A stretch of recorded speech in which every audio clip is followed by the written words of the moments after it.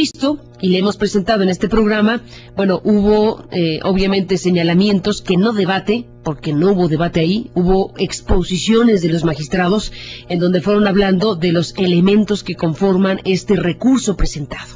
Que si el Monexgate, que si los medios de comunicación y el posicionamiento de la figura de Enrique Peña Nieto, que si las encuestas. Hubo momentos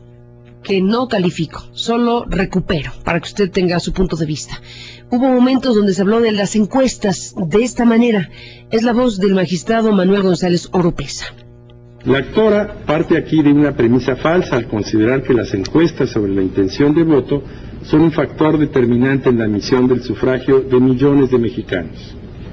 Con ello, ignora, como se ha repetido aquí, los alcances de la encuesta electoral, así como la capacidad de decidir de los propios mexicanos. Un candidato que siempre se presenta como puntero en las intenciones del voto puede verse, además, castigado por el hartazgo de la ciudadanía. Basta para ello analizar las diversas encuestas para percatarse que dicho puntero no se vio beneficiado por un mayor número de votos de los indecisos el día de la jornada, ya que su porcentaje de intención de votos no aumentó. En tanto, los otros candidatos sí aumentaron su puntaje, a pesar de no haber sido punteros. Bueno, pues es una interpretación muy singular la que hace el magistrado acerca de los efectos de las encuestas en el electorado. Jesús Cantú,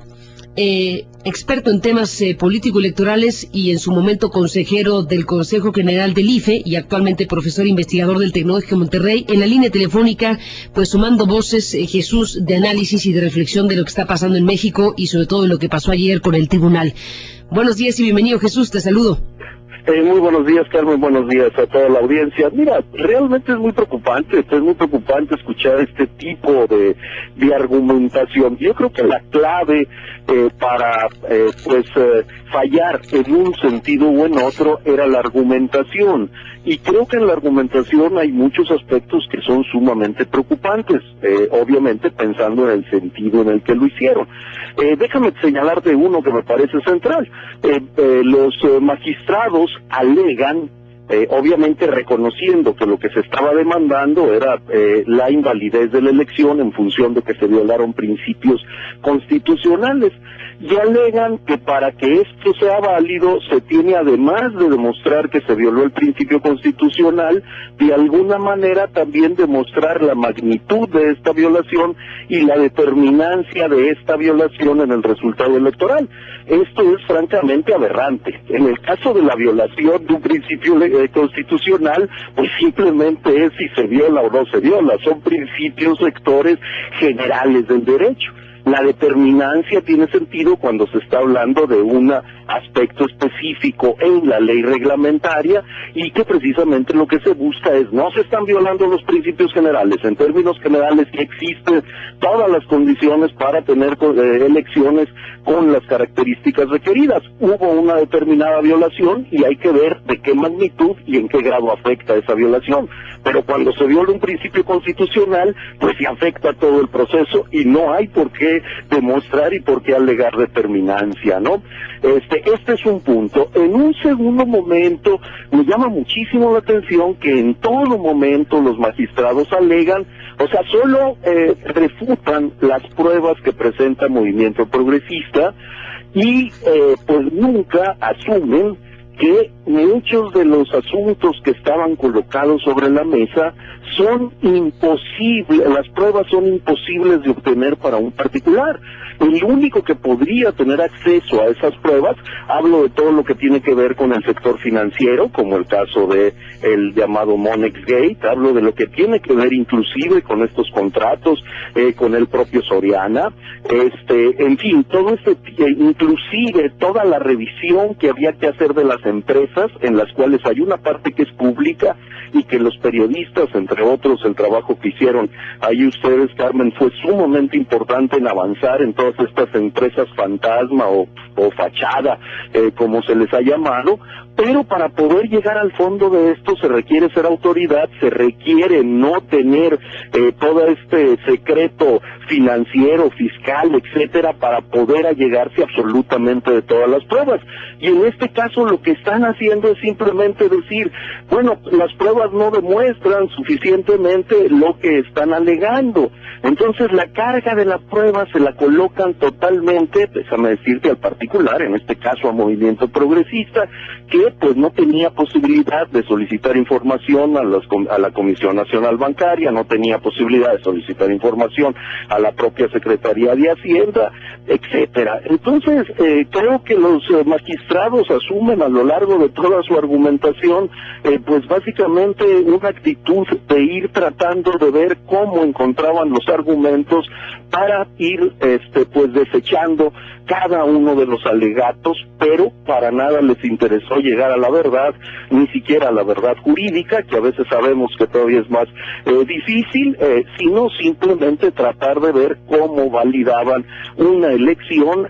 que previamente para ellos ya era válida, sin tomar en cuenta absolutamente ninguno de los argumentos que se estaban colocando en este recurso que presentó el Movimiento Progresista, y al que además se sumaron, y quiero destacar esto, pues muchos elementos que aportaron básicamente algunos medios de comunicación, y quiero volverlo a destacar particularmente como el trabajo que ustedes hicieron, donde permitieron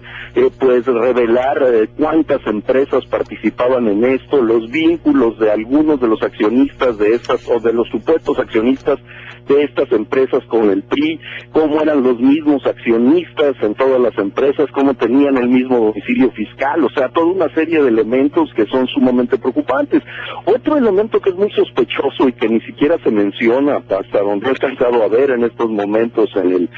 el dictamen, es este asunto que ya reconocieron ahora sí, que sí hubo un registro equivocado en la cuenta esta del gobierno del Estado de México, y que lo que tenía Ricardo Monreal en su momento y que presentó como este pago que se le hacía a una persona física con residencia en Chihuahua, después se corrigió porque el registro estaba equivocado, aunque se trataba de una transferencia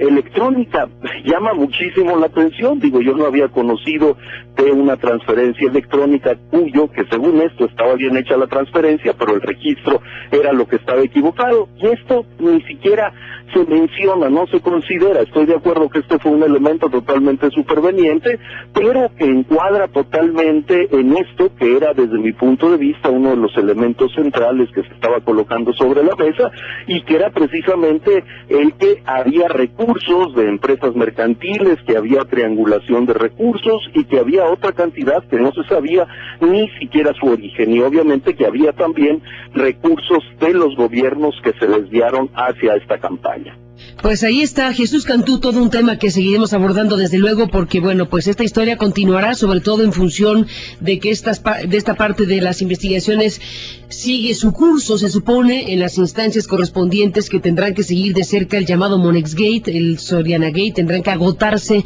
los recursos de fiscalización, y bueno, pues estamos frente a este desempate, digámoslo así, de lo que es el proceso jurisdiccional que resuelve una elección presidencial, aún sin concluirse las otras investigaciones, que es todo un tema, desde luego, Jesús. Sí, desde luego, Carmen. Y mira, aquí hay algo que destacar, porque todo el mundo señala que, bueno, los tiempos no cuadran, y ya lo había comentado en este mismo espacio precisamente hace unas 3 semanas. Todo el mundo olvida que en el caso de las quejas, la ley, el COFIPE, señala claramente que estas quejas se deben resolver en 60 días naturales. Es decir, si hablamos del Monex Gate, cuya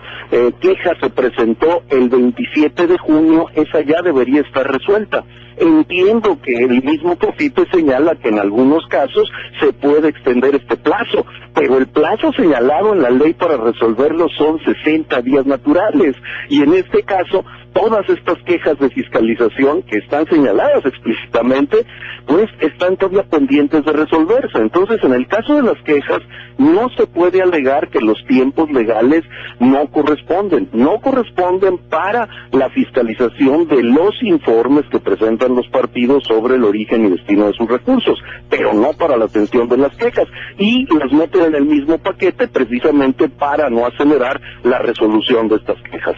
Pues ahí está, Jesús Jesús Cantú, gracias por tu presencia. Seguiremos todo esto. Buenos días. Claro que sí, muy buenos días, Carmen. Buenos días. A toda la audiencia. Gracias, Jesús Cantú, exconsejero del Consejo General del IFE. Y bueno, parte de lo que se dijo ayer en este tribunal que resolvió lo que resolvió. Esta es la voz del magistrado Constancio Carrasco. La coalición inconforme destaca el conocimiento de los hechos, tomando como sustento la entrevista realizada por la periodista Carmen Aristegui en su programa de radio de fecha 14 de junio a José Luis Ponce de Aquino, quien refirió a un pacto realizado entre su empresa Frontera Television Network y la empresa Gíramos, Sociedad Anónima de Capital Variable, entre cuyos socios se encuentra Alejandro Carrillo Garza Sada, con el propósito, según dijo el entrevistado, de realizar una campaña de publicidad a fin de promocionar al candidato de la coalición Compromiso por México en el territorio de los Estados Unidos de Norteamérica y que por ello recibiría un pago de $56 millones.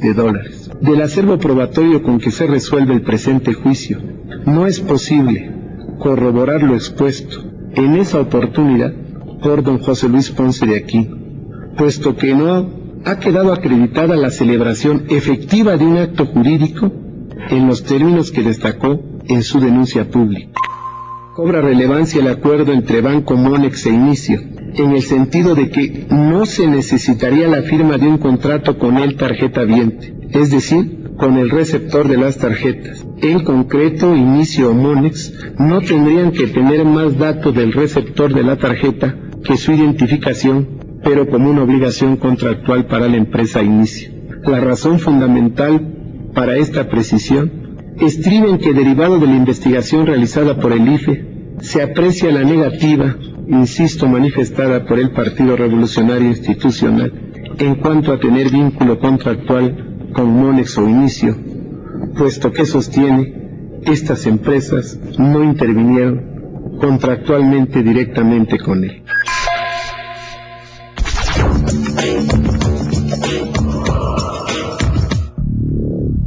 Llama 5263 21